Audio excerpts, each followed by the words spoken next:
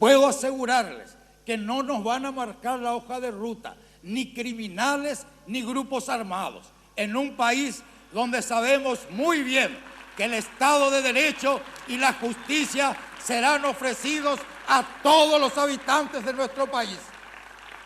Esta fue la promesa de Horacio Cartes el 15 de agosto de 2013, promesa que quedó como solo un deseo. Evidentemente, el punto más débil de los 3 años de gestión es lo relacionado a la seguridad. Bajo su presidencia y por primera vez en Paraguay, se registraron 3 secuestros simultáneos. La FTC, organismo creado para combatir a criminales organizados, cambió de comandante en 5 oportunidades, sin dar respuesta a este problema. En todo este tiempo, Cartes también tuvo que sortear otros inconvenientes, en este caso dentro de su selección nacional. De los 12 ministros, 2 fueron destituidos. Jorge Gatini de Agricultura y Ganadería por la pobre gestión al frente de la cartera estatal y Carla Basigalupo por desobedecer una orden del mandatario. Otros 3 ministros presentaron su renuncia: Germán Rojas de Hacienda por cuestiones familiares, Soto Estigarribia de Defensa por diferencias con el comandante de las fuerzas militares y Marta Lafuente de Educación por la presión de estudiantes tras la toma de colegios.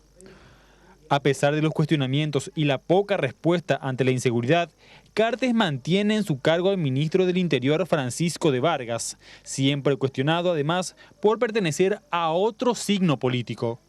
Ni las críticas ni las publicaciones periodísticas contra un funcionario son consideradas por el presidente para efectuar un cambio en su gabinete. Según sus allegados, todos los ministros tienen su confianza hasta que el equipo de control detecte un hecho de corrupción. Sí, creo que ustedes lo cambiaron varias veces, pero yo sigo muy conforme. Es un producto difícil de vender, así lo calificó uno de sus principales colaboradores. Los problemas comunicacionales fueron una constante en estos 3 años.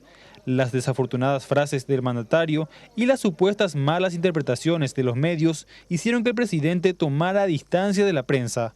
Los asesores trazaron estrategias para dar a conocer las obras del gobierno sin tratar directamente con los periodistas. Iniciaron con los mensajes de grabados emitidos en espacios pagados. Esto no arrojó los resultados esperados por el Grupo Cartes, quien decidió adquirir un holding de medios. Sara, la hermana del presidente, se presentó como la propietaria de los diarios La Nación y Crónica, además de las radios 970 AM, Montecarlo FM y el medio digital hoy.com. También se atribuye a otros medios escritos y televisivos que supuestamente fueron adquiridos a través de un prestanombre. En primer lugar, que hay que dejar saber que esta es la primera vez que no se hace una campaña con el dinero del Estado.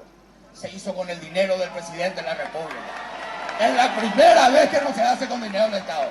Cartes se inmiscuyó en las internas coloradas, posicionando a su candidato y generando divisiones en el seno de su mismo partido. En el Senado, el grupo de los colorados disidentes G15 lentamente fue desarticulado por el del mandatario, tras el ofrecimiento de cargos a familiares y amigos de los componentes del bloque. En la Cámara Baja se menciona que para mantener la fidelidad de los diputados oficialistas, Cartes les paga de peculio un salario extra que sobrepasaría los 30 millones de guaraníes. Tanta sería su fortuna que nada representa para él asalariar a los legisladores, por más que esté al margen de la ley. Incluso se costea sus gastos de los viajes oficiales al interior y exterior del país. Se moviliza en su propio avión y un helicóptero también de su propiedad.